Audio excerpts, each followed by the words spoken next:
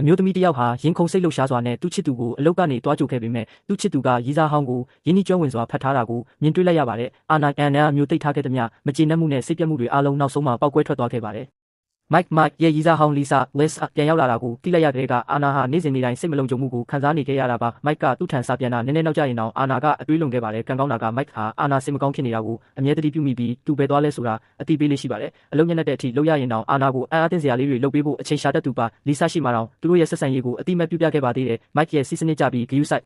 တက်တဲ့အပြုမူတွေကအာနာရဲ့စိုးရိမ်မှုတွေကိုလျော့ပါးသက်သာစေခဲ့ပါတယ်။သူတို့ရဲ့ဆက်ဆံရေးဟာ Mike ရဲ့အတိတ်တွေကိုကျော်လွှားနိုင်လိမ့်မယ်လို့ပင်အာနာစတင်ယုံကြည်လာခဲ့ပါတယ်။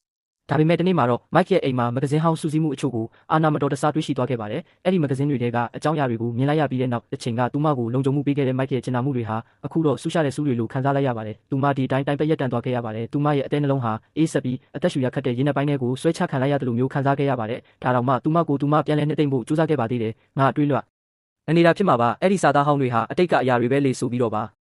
စိတ်အေးသွားအောင်လို့အာနာဟာမြို့တစ်ဖက်ကိုသွားပြီး Mike အကြိုက်ဆုံးကော်ဖီကိုဝယ်ယူကာသူ့အလုပ်စီသွားပို့ပေးခဲ့ပါတယ်။ဒါပေမဲ့သူမမြင်လိုက်ရတဲ့မြင်ကွင်းကသူမရဲ့ရင်ကိုကြိုးကြေစေခဲ့ပါတယ်။သူတို့နှစ်ယောက်တယောက်ကိုတယောက်ပြုံးပြနေကြတဲ့ပုံကမြင်မရတဲ့တိုင်းကြီးတစ်ခုလိုဖြစ်နေခဲ့ပြီးအာနာရဲ့နောက်ဆုံးမျှော်လင့်ချက်ဆက်ဆက်ကလေးကိုပါရိုက်ခွဲပစ်လိုက်ပါတယ်။သူမကိုသူမစင်ကြေပေးခဲ့သည်များတွေအတိမတ်မပြုဘဲလစ်လျူရှုထားခဲ့သည်များစိတ်မသက်မသာဖြစ်မှုတွေအားလုံးဟာသူတို့နှစ်ယောက်ရဲ့တိတာထင်ရှားလာတဲ့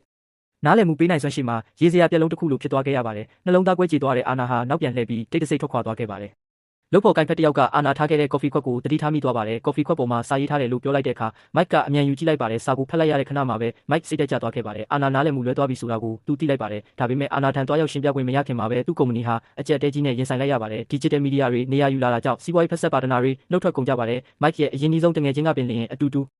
ဆက်မလုံနိုင်တော့ကြောင်းယဉ်ကျေးစွာညှင်းဆန်ခဲ့ပါတယ်။အခြားရွေးချယ်စရာမရှိတော့တဲ့အတွက် Mike ဟာသူ့ရဲ့မဂဇင်းကိုကဲတင်နိုင်ဖို့အစည်းအဝေးတစ်ခုပြီးတစ်ခုဆက်တိုက်တက်ရောက်ခဲ့ရပါတယ်။အဲ့ဒီမှာပဲ Mike ကလီဆာနဲ့ဆုံခဲ့တာပါ။လီဆာဟာဒီအစည်းအဝေးကိုရည်ရွယ်ချက်ရှိစီစဉ်ခဲ့တာဖြစ်ကြောင်း Mike သိလိုက်ရပါတယ်။ဒါပေမဲ့လီဆာကသူ့အတွက်စီစဉ်ပေးခဲ့တာတော့မှ Mike ကနည်းနည်းမှစိတ်မလှုပ်ရှားခဲ့ပါဘူး။သူ့ဒေါသတကြီးထွက်သွားခဲ့ပါတယ်။ Mike ကလီဆာကိုဘာကြောင့်ပြန်လာတာလဲလို့မေးခဲ့ပါတယ်။အရင်ကဘာတခုမှမပြောဘဲဆုတ်ခွာသွားခဲ့ပြီးတော့အခုမှသူ့ဘဝကိုအတိတ်ပြန်စနိုင်ခဲ့ပြီးကာကွယ်စောင့်ရှောက်ခြင်းတဲ့သူကိုတွေ့ရှိထားချိန်ကျမှဘာလို့ခဏပြန်လာပြီးအရာရာကိုဖျက်ဆီးနေရတာလဲလို့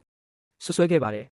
လီဆာက Mike ကိုသူ့အတွက်နဲ့အိမ်မက်တွေကိုစွန့်လို့ရမှာဆိုလို့အရင်ကထွက်သွားခဲ့တာဖြစ်ကြောင်းမတော်တဆထုတ်ပြောလိုက်မိပါတယ်။ Mike အနေနဲ့ပထမဆုံးအကြိမ်ဖြစ်အမှန်တရားကိုနားလည်သွားခဲ့ပါတယ်။လီဆာဟာသူ့ရဲ့တိုးတက်မှုကိုမနှောင့်နှေးစေချင်လို့ထွက်သွားခဲ့တာဖြစ်ပါတယ်။လီဆာဟာစိတ်လှုပ်ရှားမှုတွေလွန်ကဲလာပြီး Mike ကိုဖတ်လိုက်ပါတယ်။ Mike ရဲ့စိတ်ထဲဗလာဖြစ်သွားပြီးဘာလို့ရမှန်းမသိငြိမ်သက်စွာရပ်နေမိခဲ့ပါတယ်။ကန်ဆိုးစွာနဲ့ပဲအာနာဟာအဲ့ဒီမြင်ကွင်းကိုကွက်တိရောက်ရှိတွေ့မြင်သွားခဲ့ပါတယ်။ Mike